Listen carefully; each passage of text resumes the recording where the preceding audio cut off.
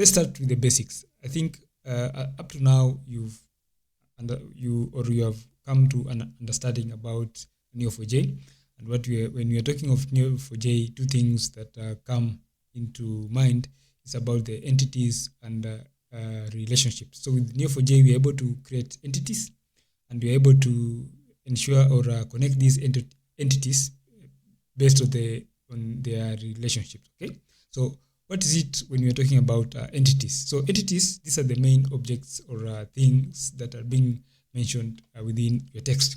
So considering a financial text data, we can be talking about companies or people or products or even events. So those are we can call those as the, in literature language, if I'm not wrong, those are the main objects, the nouns, okay?